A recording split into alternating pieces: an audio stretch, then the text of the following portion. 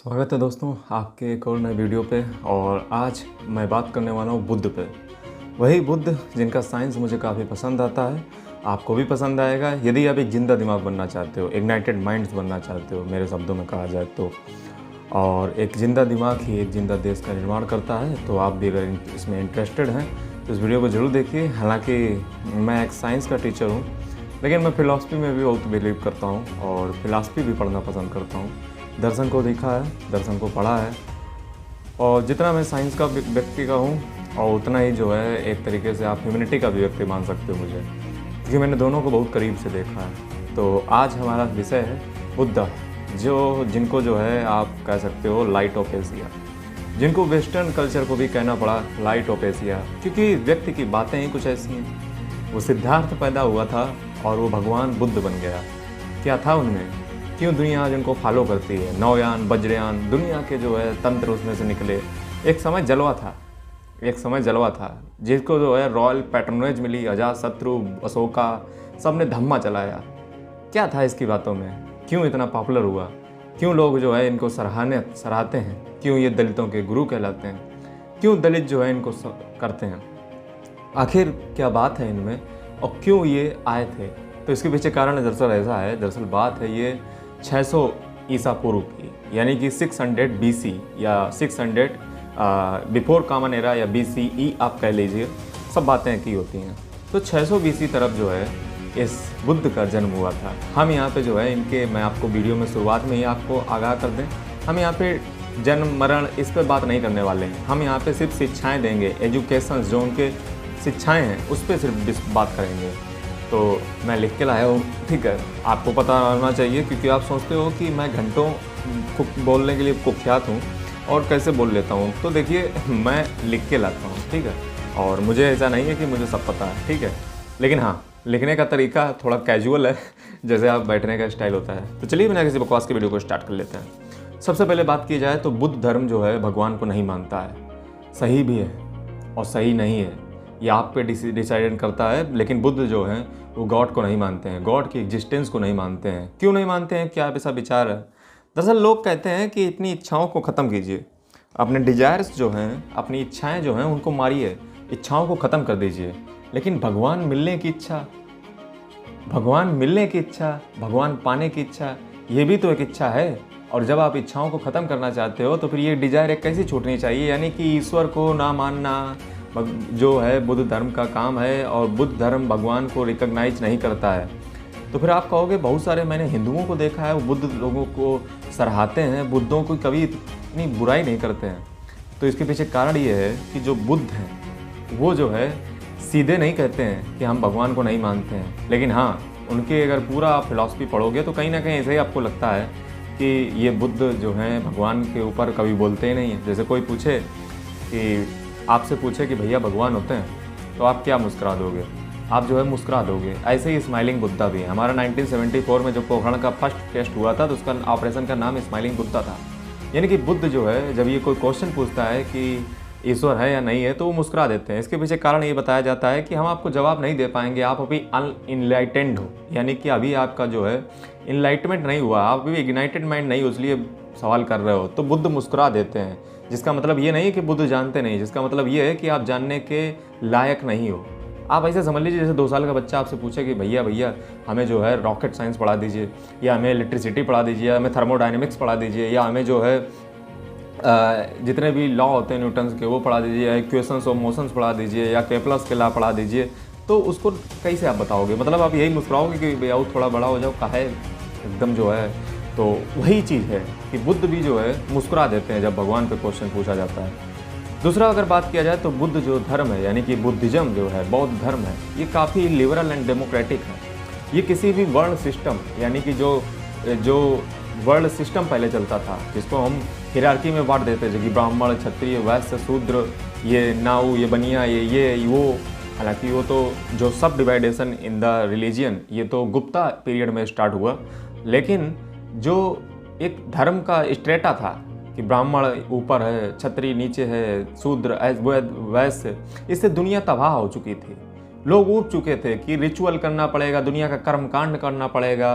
ब्राह्मणों की बढ़ती हुई इस चीज़ को देख करके एक अटैक हुआ दो लोगों के द्वारा, एक क्षत्रिय के द्वारा, और वो पहले थे बुद्धा, दूसरे थे महावीर स्वामी जिन्होंने जैन धर्म चलाया। फिलहाल आज मैं जैन धर्म की बात नहीं करने वाला हूँ, उनकी भी फिलॉसफी काफ़ी अचरज है। तो ये कहते हैं कि लिबरल एंड डेमोक्रेटिक इनका है, इसमें किसी प्रकार का ब्राह्मण क्षत्रिय वैश्य शूद्र नहीं होता है। ये हर कोई धर्म जो है, इस धर्म हर कोई व्यक्ति इस धर्म को अपना सकता है और इस धर्म का पालन कर सकता है, इस धर्म को अपना सकता है। बुद्ध के अगर हम शब्दों में कहें तो धर्म का काम होता है अपने आप को, अपनी बॉडी को, अपनी बॉडी है उसको जो है अपनी आत्मा से अलग कर देना।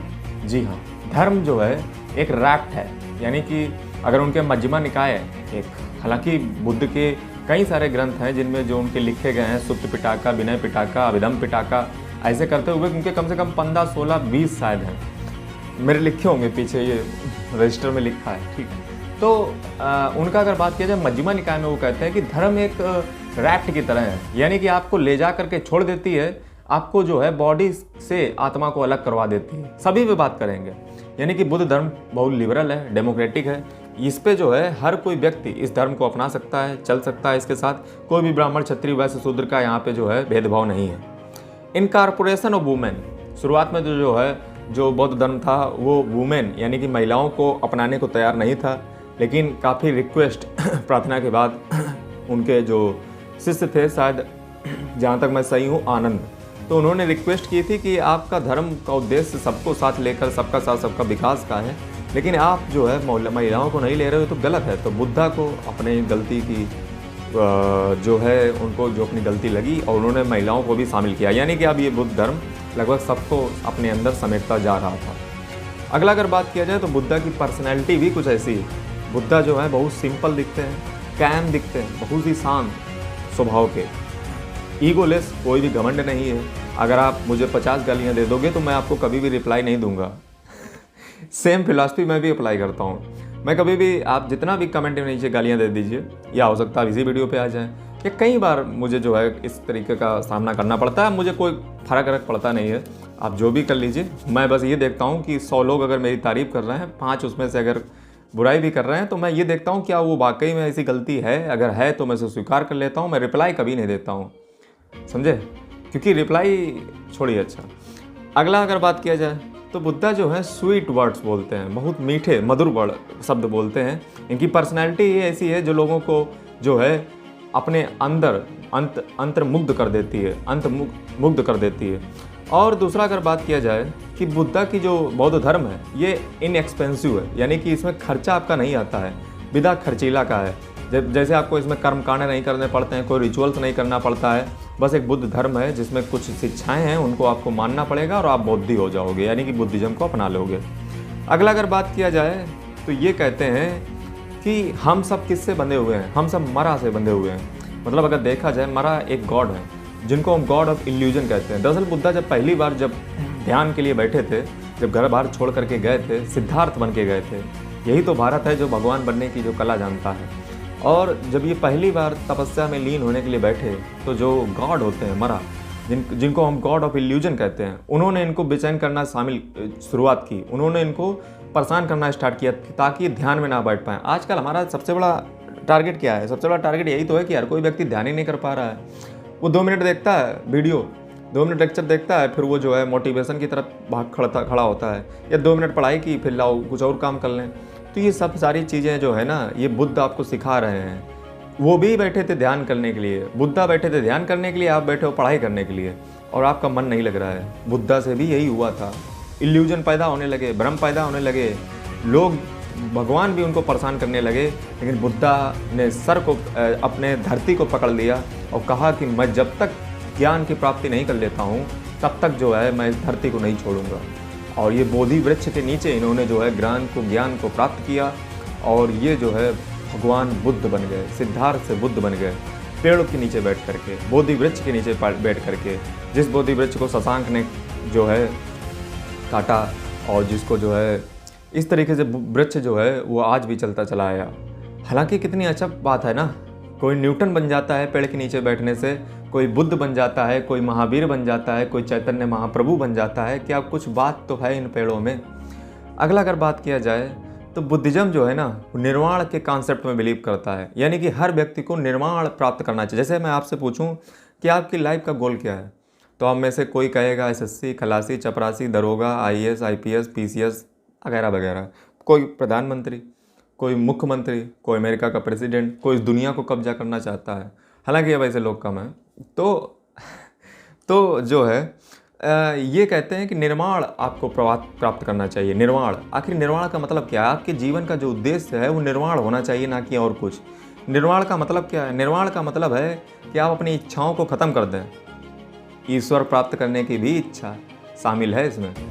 आप अपने अंदर से जितना भी अहंकार है, जितनी भी आपके अंदर घृणा है एक दूसरे के प्रति, ये वैसा है, ये वैसा है, ये ऐसा है, अरे तुम भी हो बेकार। बस तुम क्या हो? तुम जज, वकील बने घूम रहे हो अपने केस के लिए और दूसरे के लिए जज बन जाते हो, बस इतना ही सा है। तीसरी चीज़, अपने अज्ञानता को ख़त्म कीजिए, यही निर्वाण है। निर्वाण में 3 चीज़ें शामिल हैं। अपनी इच्छाओं को ख़त्म कीजिए कि हमें गाड़ी चाहिए, बंगला चाहिए। अबे यार, गाड़ी बंगला सब लेके क्या करोगे? ज़िंदगी में कभी किसी की इच्छाएं ख़त्म हुई थी जो तुम्हारी ख़त्म हो जाएंगी? कभी नहीं ख़त्म होंगी, नेवर एवर। तो अपनी इच्छाओं को ख़त्म कर दीजिए। किससे ख़त्म होगी? बुद्ध धर्म को अपना करके। अपनी जितनी भी घृणा है, दूसरों के प्रति जितनी भी आप गंदी बातें रखते हो, दूसरों के प्रति जितना भी गुस्सा, क्रोध, लोभ, ये सब रखते हो, ये सब ख़त्म कर दो।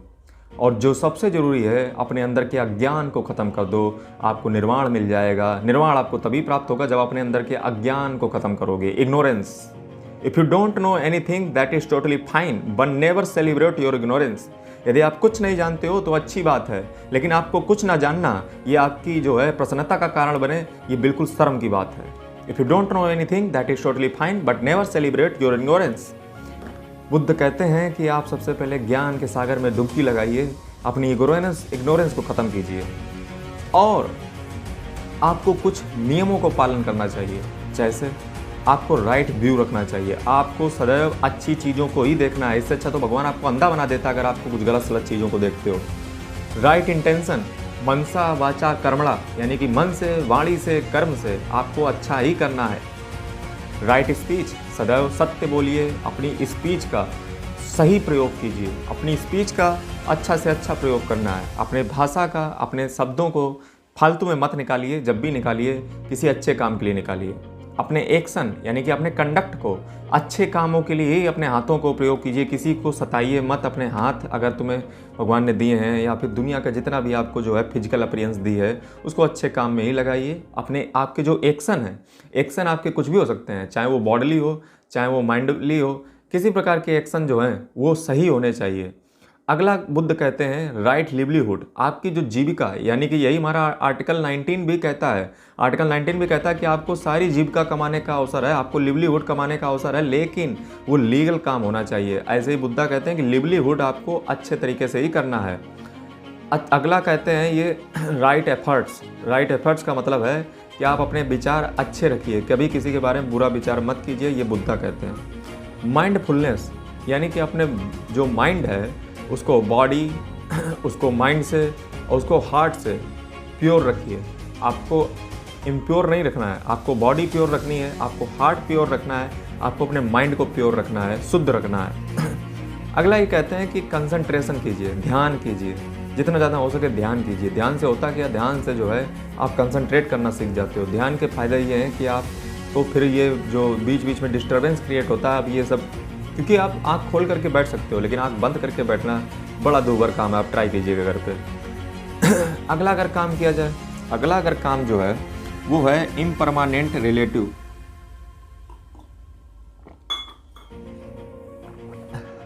अगला जो ये बताते हैं, ये अगली चीज़ है। निर्वाण के मैंने 8 तरीके आपको बता दिए हैं अभी हाल ही में।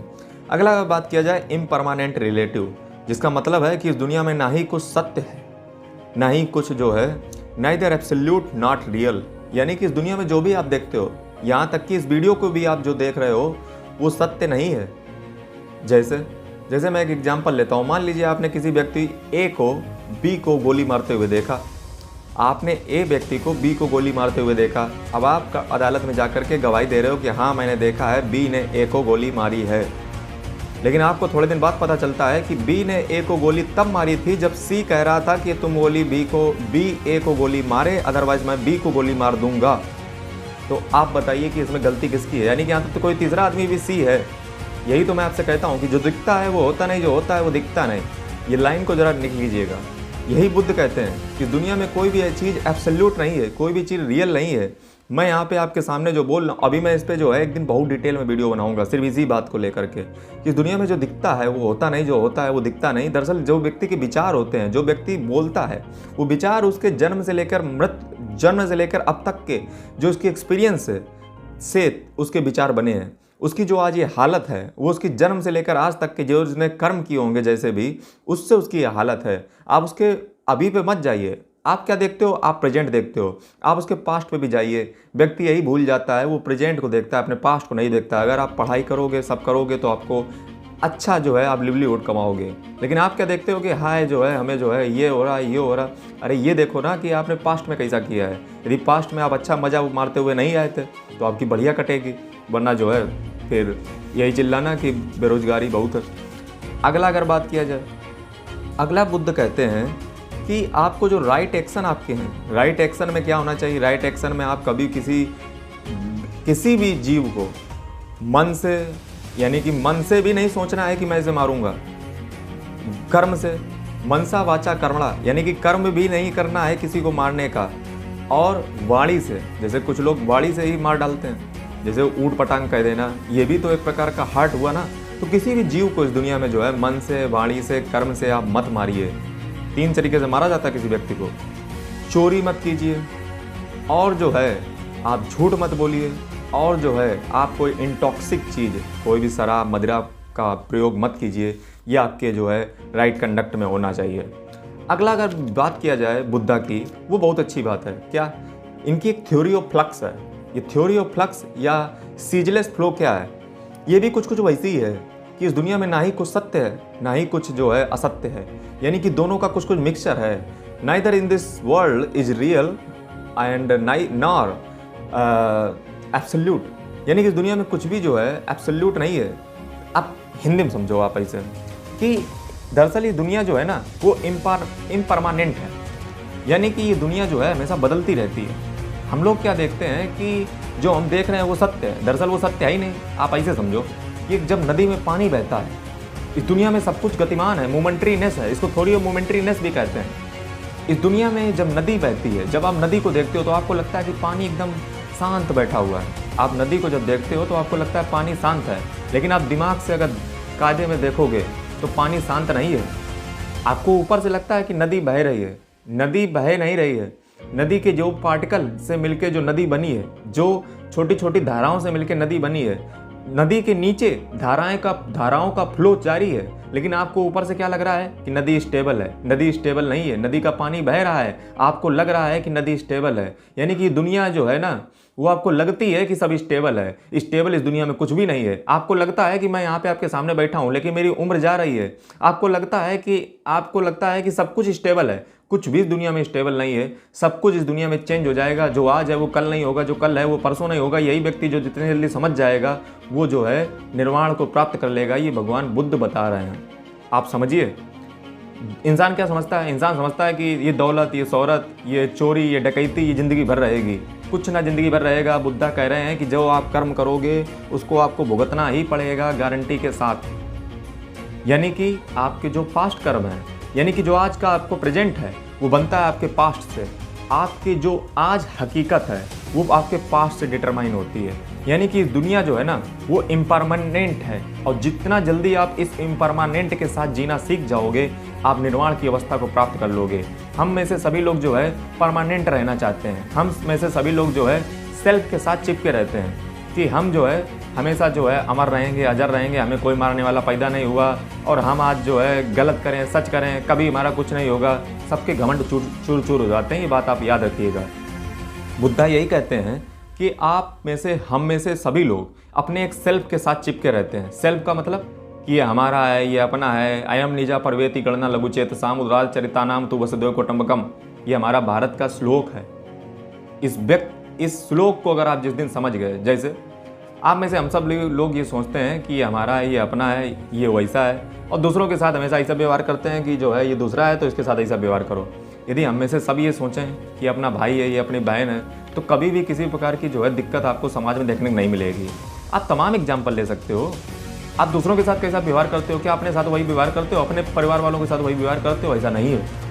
अगर सभी लोग अगर ऐसा सोचने लगें तो ये दुनिया कितनी सुंदर हो जाएगी, कितनी ब्यूटीफुल हो जाएगी। यही तो भगवान बुद्ध कह रहे हैं कि आप अपने आप से मत चिपक के रहिए, आप अपने सेल्फ के साथ मत चिपक के रहिए। आपकी जो आत्मा है वो खुद परमानेंट नहीं है। अब आप कहोगे ये तो गीता के श्लोक के बिल्कुल विपरीत है। यस, बुद्धा कह रहे हैं कि आपकी आत्मा 5 चीज़ों से मिलकर बनती है। आपकी जो सोल है वो खुद स्टेबल नहीं है, वो खुद मर जाएगी थोड़े दिन बाद। वो खुद 5 मोमेंट्रीनेस पार्टिकल से मिलकर बनी है, जो है रूप। यानी कि आपकी आत्मा एक फॉर्म में है, एक फॉर्म है उसकी। वो फॉर्म निर्धारित कैसे होता है? वो निर्धारित होता है आपने दुनिया में आज तक जो भी फीलिंग, जो भी आपने महसूस किया, उससे उसका एक शेप बना है आत्मा का। उसका एक फॉर्म है, एक रूप है उस आत्मा का।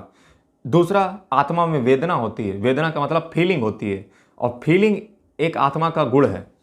आत्मा जो है परसेप्शन से मिलके बनती है। परसेप्शन मतलब जैसा आप अपना परसेप्शन बना लेते हो। अभी मैं आपको इससे बढ़िया चीज़ बताऊंगा कि आपका परसेप्शन बनता कैसे है। मतलब हम में से बहुत से लोग ये होते हैं कि कुछ डेमोक्रेसी को पसंद करते हैं, कुछ तानाशाही को पसंद करते हैं। ये हमारा सब परसेप्शन है। परसेप्शन बना कहाँ से है? तो ये सब हमारे एक्सपीरियंस से बनता है। अभी एक बहुत बड़ी फिलॉसफी आपको बताऊंगा, अभी रुक जाइए। आत्मा का जो चौथा कण है वो है संस्कार, यानी कि टेंडेंसी। ये आत्मा का चौथा कण है। अगला अगर 5वां कण की बात की जाए तो वो है विजनमया, और ये है कॉन्शियसनेस। यानी कि आत्मा स्वयं एक 5 तत्वों से मिलकर बनी है, जो थोड़े दिन बाद स्वयं नष्ट हो जाएंगे, ये बुद्धा कहते हैं। और आत्मा जो है वो चेंज होती रहती है। यस, जबकि गीता क्या कहती है? आत्मा अजर अमर है। बुद्धा क्या कहते हैं? आत्मा स्वयं चेंज होती रहती है। आत्मा चेंजिंग है, और आत्मा सेल्फ नहीं है, आत्मा नॉन सेल्फ है। और जो व्यक्ति इस आत्मा से चिपक जाता है, जो अपनी फीलिंग, जो अपने फॉर्म, जो अपने परसेप्शन, जो अपनी टेंडेंसी, जो अपने कॉन्शियसनेस, ये सब अपनी पुरानी रीति रिवाज, पाखंड, संस्कार, झूठ के नाम पे जो चिपका रहता है अपनी रिवाजों से, जो अपने आप को चेंज नहीं करता है, जो अपने मॉडर्न फिलॉसफी के अनुसार, लिविंग डॉक्यूमेंट और कॉन्स्टिट्यूशन के अनुसार अपने आप को चेंज नहीं करता है, वो व्यक्ति दुख से हमेशा घिरा रहता है। क्या मॉडर्न डिफिनेशन दी है? मतलब आपको लग रहा होगा कि वाह क्या मॉडर्न डिफिनेशन है। सही बात है, अपने आप को समय के साथ चेंज करना रह जाइए। यही हमारी आत्मा है, यही चेंजिंग सेल्फ का कॉन्सेप्ट है। और हम सब लोग जो है अपने पुराने ठर्रे पे जीना चाहते हैं, परमानेंट रहना चाहते हैं। तो भैया कहाँ से परमानेंट रह लोगे? हैं? ये देखो कितनी अच्छी बात बोल रहे हैं, मॉडर्न डिफिनेशन। इसीलिए तो मैंने कहा था बुद्ध का विज्ञान, इस वीडियो का टाइटल था। अगला अगर बात किया जाए तो निर्वाण प्राप्त करने के लिए आपको प्योरिटी ऑफ थॉट, अपने विचारों को प्योर करना पड़ेगा, अपने शब्दों को प्योर करना पड़ेगा, और अपने एक्शन को प्योर करना पड़ेगा। निर्वाण पे मैं ज़्यादा नहीं बोलूँगा, बोल चुका हूँ ऑलरेडी। अगला बुद्ध जो बताते हैं वो कहते हैं कि आपको फिर जीना कैसे चाहिए। आपको जीना चाहिए एक मिडिल वे में। मिडिल वे का मतलब है कि ना ही आपको बहुत एक्सट्रीम में जीना है कि एकदम मार, एकदम तोड़ फाड़ दो, एकदम मार निकल जाओ हिमालय तरह, बहुत जो है मार एकदम हिमालय पर्वत को झुका दो, ऐसा नहीं जीना है। मतलब आपको ना ज़्यादा एक्सट्रीम, ना ज़्यादा सिंपल, आपको मिडिल वे अपनाना है, मध्यम मार्ग। और ये कहते हैं धम्मचक्र प्रवर्तन सुत्ता में। ये बात कहाँ पे इन्होंने कही है? ये कही है धम्मचक्र प्रवर्तन सुत्ता में। ये दरअसल पाली का टेक्स्ट है तो उसी की भाषा है, मैं जानता हूँ। इसका मतलब है धर्मचक्र प्रवर्तन सुत्त पिटाका। और ये जो है इसमें इन्होंने बात की है कि मध्यम मार्ग को आपको अपनाना चाहिए, ना ही आपको बहुत बड़ा एक्सट्रीम बन जाना है कि एकदम हिमालय तोड़ के हिमालय तोड़ के जो है धरती के नीचे तुम घुस जाओ, ऐसा भी नहीं करना है। बहुत ज़्यादा सिंपल भी नहीं बनना है कि लुटिया उठा के कल निकल लो जाकर। मतलब आपको मध्यम मार्ग अपनाना है, ठीक है। अगला अगर बात किया जाए, ये मध्यमा निकाय में कहते हैं कि धर्म का काम जो है ना, धर्म का जो काम है वो बॉडी को लिबरेट करवाना है। धर्म का काम है बॉडी को सोल से लिबरेट करवाना, सॉरी बॉडी को जो है लिबरेट कर, बॉडी से जो है अपने जो सोल है, या कह लीजिए जो आप रियल में हैं, उससे लिबरेट कराना। दरअसल हमारे सबके जो सोल है या आत्मा है या हमारे जो विचार हैं वो बनते किससे? हमारी बॉडी से बनते हैं। अब जैसे एक को कमज़ोर व्यक्ति है, उसके विचार सब अलग होंगे। एक मोटा व्यक्ति है, उसके विचार अलग होंगे। जैसे कमज़ोर व्यक्ति के विचार क्या होंगे कि नहीं मिलेगा तो भाग आएंगे। मोटे व्यक्ति के विचार क्या होंगे कि नहीं मिलेगा तो 2-4 मार करके तब छीन लेंगे। तो ये विचार देखो बन कैसे रहे हैं? विचार बनना है फिजिकल अपीयरेंस से, और धर्म का काम है आपके विचारों को आपकी बॉडी से अलग कर देना। यही धर्म का काम है। और धर्म एक राफ्टिंग की तरह काम करता है, यानी कि किसी भी व्यक्ति की बॉडी को सोल से अलग करवाने का काम, निर्वाण प्राप्त करवाने का काम। समझ रहे हो बात को? तो यही धर्म है।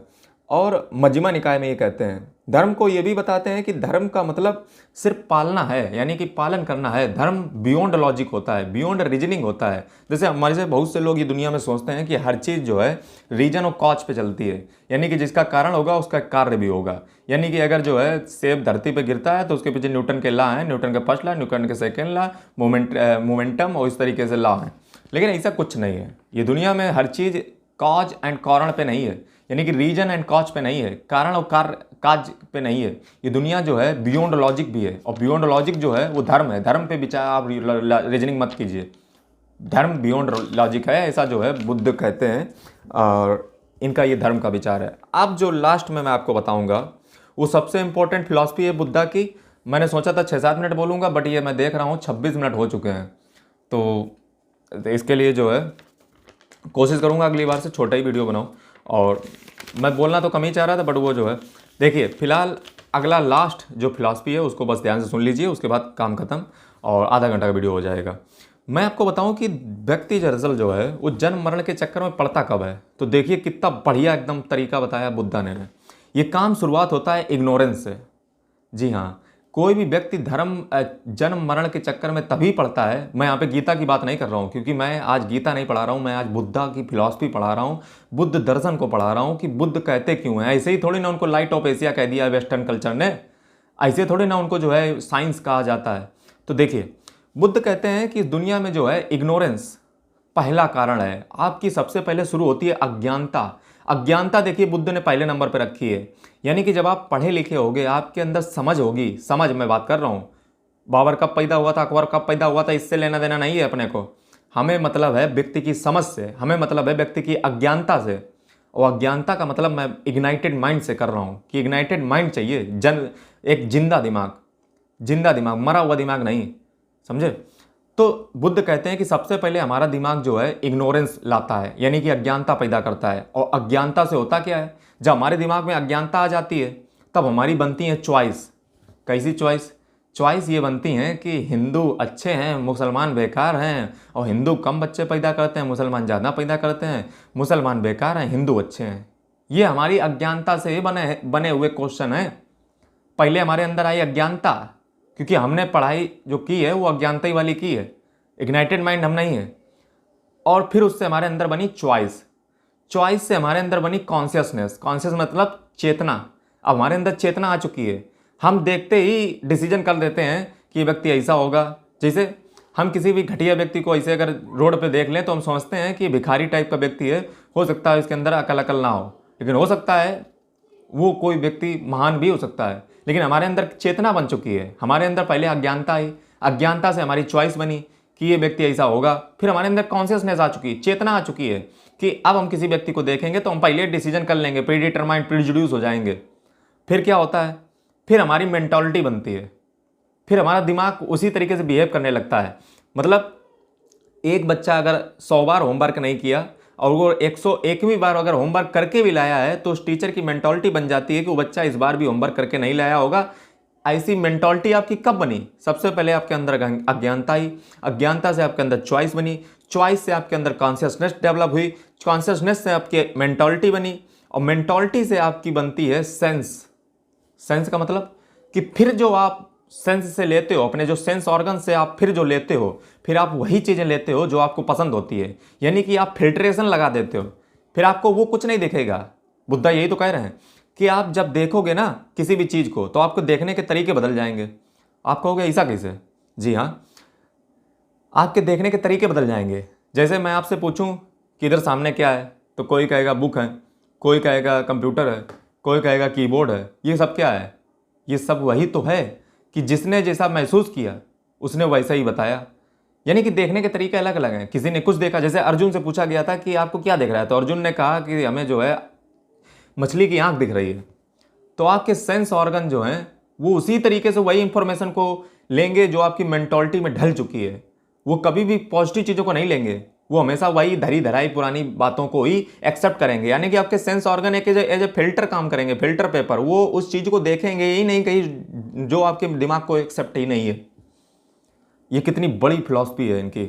अगला ये कहते हैं जब सेंस ऑर्गन हमारे ऐसा करेंगे तो फिर हम जो है टच भी फिर सेंस ऑर्गन जब हमारे ऐसा करेंगे तो फिर हम उनको टच करेंगे, और जब हम उस चीज़ को टच करेंगे, जैसे मान लो आपने समोसा को टच किया, और जैसे आपने टच किया फिर आपकी फीलिंग बढ़ेगी, और जैसे आपकी फीलिंग बढ़ेगी, और जब फीलिंग आपकी बढ़ेगी तो आपकी क्रेविटी बनेगी, यानी कि आपकी जो है क्रेविटी बनेगी। क्रेविटी का मतलब लालच आएगा, और जैसे आपके अंदर लालच आएगा आपका अटैचमेंट बढ़ेगा, और जैसे आपका अटैचमेंट बढ़ेगा वैसे जो है आप उसको खाना स्टार्ट करोगे, और आपका जब खाना एक बार स्टार्ट करोगे अगर मज़ा आ गई तो फिर कंटिन्यूएशन बन जाएगा, यानी कि आपके अंदर इच्छा बन चुकी है, और यही इच्छा ही को तो ख़त्म करना है। बस इसी कारण व्यक्ति जो है जन्म मरण के चक्कर में पड़ा रहता है।